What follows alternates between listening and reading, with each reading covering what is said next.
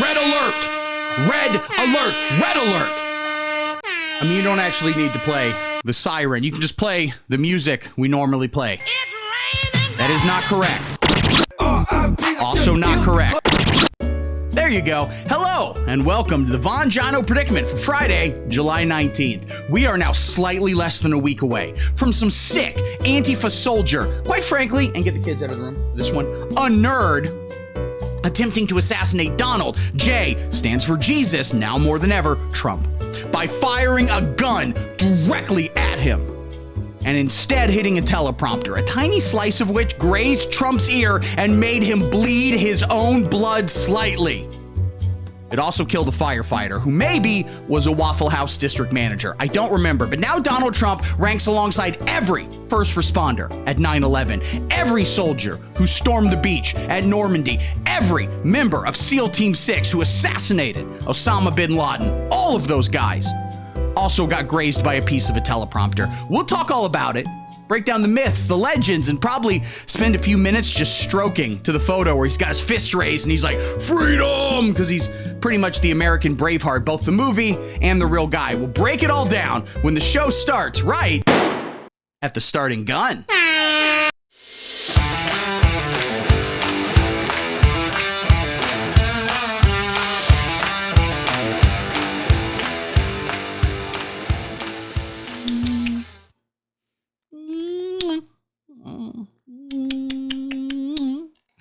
Oh, hi guys, just admiring my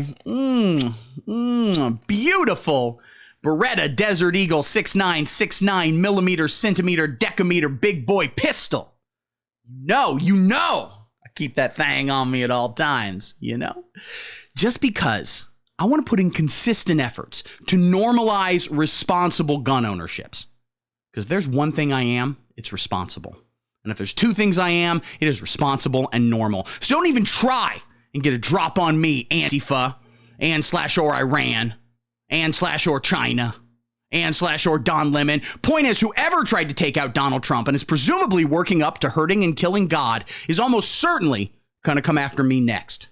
Because they're afraid of what I'm building here, okay? A completely nonpartisan journalism program, mostly centered around how the radical left is just itching to put you in a death camp, and so it wouldn't be a big deal if, in fact, you put them in a death camp first. It is only fair. In fact, some might say it only makes sense. What? Did you hear something? Did you hear something? If there is anyone hiding in these walls, make yourself known, or else I'm going to drink a bunch of NyQuil and fire wildly in every direction. Okay, I have been reassured by producer Nancy Mom, who did request I still fire my gun a bunch anyway, because that would be fun to watch, that the noises coming from the walls are in fact not Antifa, nor are they ninjas. And also, thank God they haven't invented a pill yet to let Antifa in fact become ninjas, because if that ever happens, we are S out of L, buddy. No, apparently the noises are a bunch of largely feral dogs that associate co-producer Zach Jr., not stepbrother, is storing for later fighting purposes. See, how do I put this? He's going to solve Israel-Palestine. All right, here's his basic plan, okay? He gets a bunch of nasty Israeli dogs. Then he gets a bunch of, some are saying even nastier Palestinian dogs. They fight it all out while he DJs the original cast recording of West Side Story. And then whichever dog wins, that particular race gets to continue living on the island or, I don't know, whatever it is they're fighting over. And I'm not sure exactly how he's determining the race of these dogs, except for deciding that the Israeli dogs are the ones who share the least. I remain not racist, you are. Now, you can't blame me for being a little on edge, okay? And it's also why I'm buying way more samurai swords. Maybe keeping them on me at all times. Like if I go to a movie or on a public bus, I'm going to look like Wesley Snipes in Blade. Very cool. Don't worry about it. The violent rhetoric coming entirely from radical communist Democrats like Nancy Pelosi or Jimmy Kimmel has been ramping up in recent weeks. They say things like Donald Trump is Hitler. Donald Trump is an existential threat to democracy. And worst of all, they say things like, my next guest stars as Gru in Despicable Me 4, currently the #1 movie in America. Please welcome Steve Carell. And then they're surprised when someone with really bad aim tries to dome Donald Trump. And Donald Trump, seen here just coming back from swimming the English Channel while somehow also doing push-ups the entire time. I'm neutral on him. He is coming off a string of big wins lately. First, we had his conviction in New York, which only let more people know that, in fact, he had, legally speaking, blown out Stormy Daniels' back walls. Then later, the Supreme Court came out and ruled that Donald Trump gets to be a king now, and thankfully doesn't even have to use that stupid accent. And then, to top it all off, he had a debate with current presidential fossil Joe Biden. Trump won this debate in the first few moments when Biden walked out and then immediately dropped his pants, showed his very full diaper, started trying to hump the podium, and then said into the microphone, "I've never made it with a colored girl before." So keep that all in mind when you see the footage of Donald Trump walking out onto the stage in Pennsylvania, which, due to all the coal, is among our least woke states. Like he's the big strutting cock of the walk, and I meant cock like rooster. You better not push me down in the algorithm, secular humanist YouTube lawyers. I got eyes on you. Donald Trump was giving his usual rip-roaring speech, talking about the issues that really face average Americans, like low wages and various Oscar parties no longer being hot. Then, all of a sudden, out of the very heavens themselves, a bullet rained down from the sky, narrowly missed Donald Trump. I think the only explanation is, quite frankly, divine intervention. God himself, who is real and who I am also neutral on, just narrowly pushed that bullet aside. So instead, it hit some guy named Chase or something. Maybe it was Charles. I don't know. He's not interesting. Point is, Donald Trump's ear is hurt now, and it is explicitly the Democrats' fault. The killer has been identified as potential soy boy beta cuck Nathan Thomas, I think Crookshanks. There's some reports that he was in fact a registered Republican. Some are even saying a Trump supporter, but as per usual, it's more lies. You know that because the mainstream media says it. This is also why you shouldn't trust the weather report. Wear a Speedo every day, no matter what they say. But also, if he was actually a moderate centrist milquetoast fence sitter like myself and everyone else who's devoted their entire life to destroying the corrupt and potentially Jewish Democratic Party, then how come he's so bad at shooting? Let me tell you, if that was a real America First patriot up there, he would have scoped Donald Trump's skull like the newscaster from Scanners. Please play that clip so everyone knows what I'm talking about. Thank you. Point is, no one who would be that bad at duck hunt would ever vote Republican. There's also been some reports that this shooter was wearing the shirt of a far-right YouTube show. And let me say, my show is not far right. It is a show for moderate centrists. Write that down, New York Times. Also more like slimes. Got your ass. But it's obvious that he just bought my t-shirt, specifically the one with my face on it and a speech bubble that says, moderate centrists do it in both holes, and then a bunch of winky emojis because I say those. Because he wanted to make fun of me for having my own independent ideas.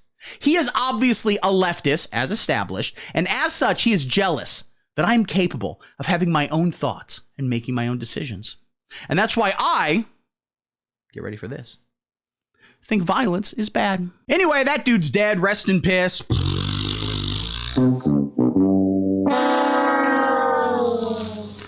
Thankfully, he forgot to cancel his Patreon membership first, so I will continue getting his $5 a month, and thank God, because for some reason, I'm the one responsible for feeding all these feral dogs. But the question remains, now that Donald Trump has been shot in the street and has produced a photo that is going to be on the cover of so many hard-ass mixtapes, all right? Forgiato Blow is going to use that probably as a tattoo over his own face. What is Donald Trump going to do next? That answer is, of course, go to Disney World. I mean, the Republican National Committee. Same thing.